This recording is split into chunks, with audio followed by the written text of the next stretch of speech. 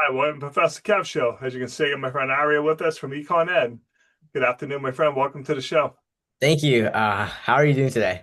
I'm just living the dream, brother. Thanks for asking. Yeah. So you are working on my personal favorite topic, financial literacy. Mhm. I just want to see more efforts in this area Yeah. because sometimes we just don't know what we don't know. Or, maybe, growing up, we didn't see good financial decisions and we think, oh, if you get money, you spend money. So talk a little bit about why but actually, before we start, tell me a little bit about yourself and then tell us why you started. So what should we know about you personally Yeah. first? I'm a freshman at Nashua South in New Hampshire. It's just a public high school.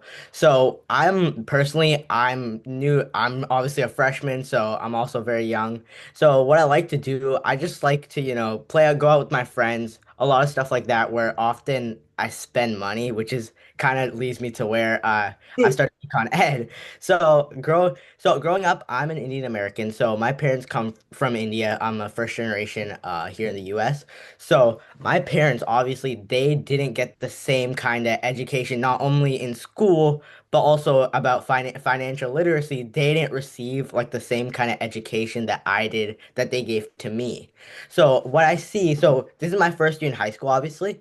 So I took a personal finance class in at Nashua South, and in that class, I found that it was very minimal in the detail that they went into the class.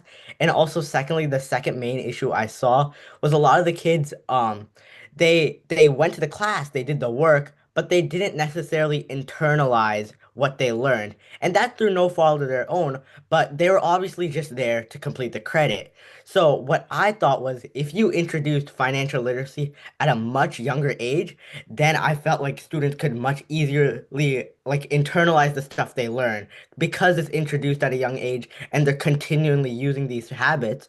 It's going to be much easier for them to build on those habits long term for the rest of their lives. So talk to us a little bit about the steps you're taking to teach financial literacy. Yeah. And what age group are you focusing on? Mhm. So currently what we're doing is we're running like sessions at local community centers and elementary and middle schools. So our main demographics are like fourth to eighth graders, just like upper elementary to middle school, because we feel these are the best times for kids to develop their best habits. As I found in middle school, I slacked off quite a bit in middle school during in my academics, and that was really a hard habit for me to break as I got into high school where stuff actually started to matter. So that's why I find that's a great age for them to develop these habits because these are habits that will easily stick with them throughout high school and most likely the rest of their lives. It's true, when younger folks get money, sometimes you're like, woohoo, and you want to Yeah. do something. Because I remember when my nephew first got a job at 14, like he called like Uber Eats to get an ice cream delivered or something. It's like, bud, you just spend like $30 for an ice cream. Like, what are you doing? Why don't you just call me? I would have came over and you could have bought me an ice cream. It would have been cheaper.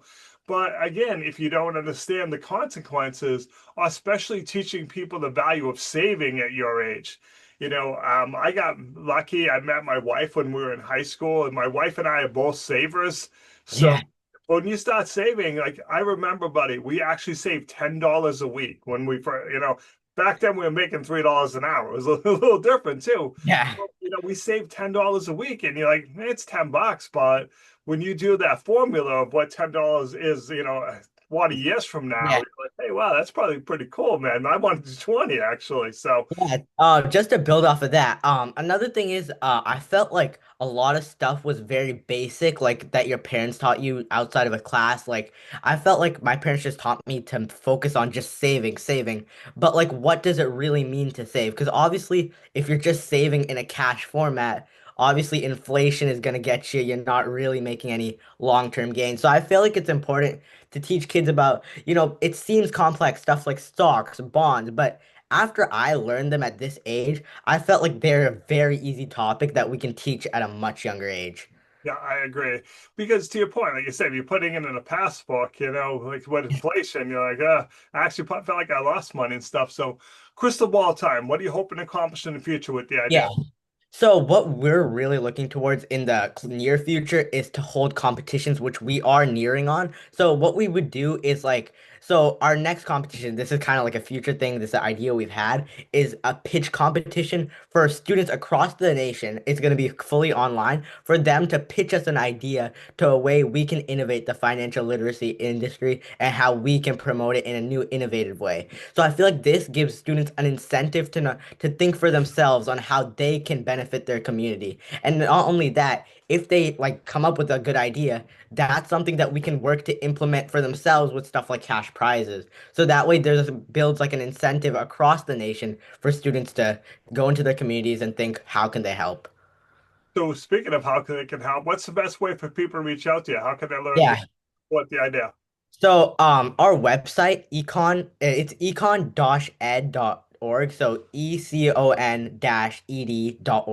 That's where you can look at all of our about our sessions, stuff like that, and how you yourself can start a chapter as a local high school student. You can start a chapter. All that info will be at our on our website. And if you want to reach me personally, you can message me on LinkedIn. My LinkedIn's Aria Somasundaram. If you just search that up, Yep. you can find me.